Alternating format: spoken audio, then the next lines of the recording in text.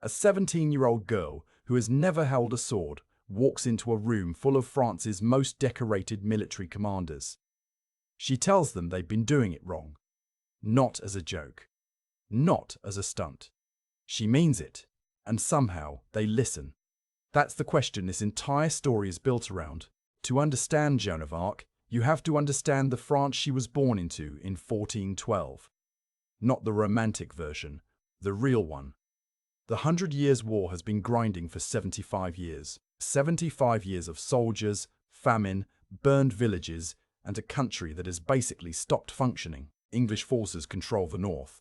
The French king, Charles VI, is mentally incapacitated. He periodically forgets he is the King of France. His son's claim to the throne is actively disputed. Paris is occupied. The political center of the country has simply collapsed. Joan is born in Domremy, a village so small it barely registers. About 600 people sitting on the frontier between French and Burgundian territory, close enough to the war to be terrified by it, too insignificant to be protected from it.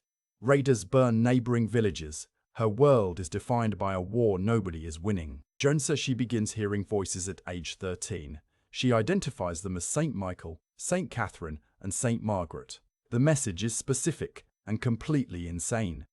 Drive the English out of France and escort Charles VII to Reims to be crowned the legitimate king. That's the mission. From God to a shepherd girl. So into this collapsing world, a teenage girl starts hearing voices. And here's what should make you uncomfortable. She's not wrong about what they tell her. She refuses her father's arranged marriage. She's already promised herself to this other thing, this impossible thing. She walks 11 days through enemy-controlled territory to reach the regional commander, Robert de Baudricourt, and tells him to give her soldiers. He throws her out.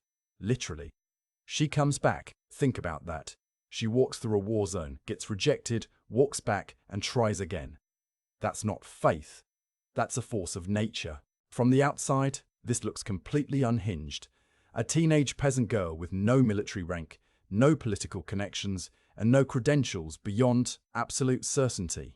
And Baudricourt eventually gives her soldiers and a horse. Because what else do you do with someone who will not stop? But getting past one regional commander is the minor miracle. Getting Charles VII, a paranoid, politically isolated man who trusts nobody, to hand her an army is a different problem entirely, and it starts with a test he sets up inside Chinon Castle that she passes before he can finish running it. At Chinon, Charles VII hides himself among his courtiers. Same clothing, same room, blending in. Joan walks in and identifies him immediately. Whether that's divine guidance or she'd simply studied his appearance is still debated. Either way, it works. He's shaken. He listens. Then comes the theological examination. Weeks of interrogation by trained bishops trying to find the crack. Is she a fraud, a witch, a lunatic? She answers every question. Direct, consistent, rhetorically precise. One examiner notes she handles the questioning better than most trained clergy would. She is 17 and illiterate. She passes. They give her armor, custom fitted, because apparently that's happening now. She asks for a banner instead of a weapon. She says she doesn't want to kill anyone. A teenager in custom plate armor, carrying a flag, placed at the head of a relief column marching toward Orléans, under English siege for 7 months.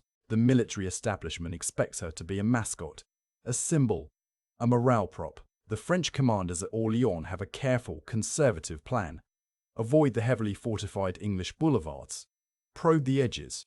Don't overcommit. It's the kind of strategy that makes sense if you're trying not to lose. Joan's response to their plan is essentially no. Attack the fortified positions directly. Hit them hard. End this. The knights in that room have decades of experience. She has weeks. She overrules them. Repeatedly, aggressively, in person. They argue. She pushes. Eventually, because the alternative is another 7 months outside Orléans, they follow her. At Les Tourelles, the key English fortification. Joan takes an arrow through the shoulder, between the neck and the chest. She pulls it out. She comes back to the battle the same day. The troops who watched that didn't see a mascot anymore. Orléans falls in 9 days. The siege that had strangled the city for 7 months collapses in a week and a half. And here's the part that keeps military historians interested. Her tactical instincts were genuinely sound. The aggressive push she demanded was correct, not lucky. Correct. The liberation of Orléans makes her a legend overnight. After victory, Joan pushes for an aggressive march northeast to Reims, where French kings are traditionally crowned. Charles's advisors think this is reckless. The road passes through contested territory, and the political risk is enormous.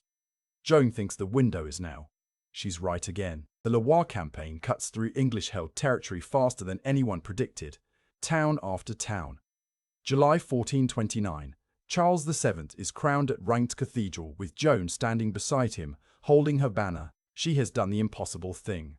The war is not won, but its meaning has completely shifted. And then something changed. Charles signs a truce instead of pressing the advantage. Joan's authority is quietly diluted. When she pushes for an assault on Paris, she doesn't get the reinforcements she was promised. She's left exposed.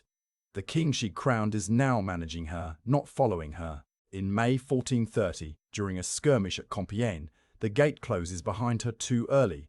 She's cut off. Captured by Burgundian forces, French allies of the English.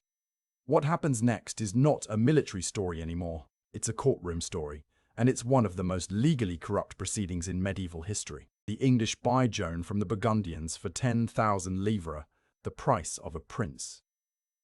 They need her dead, but they need it to look legal.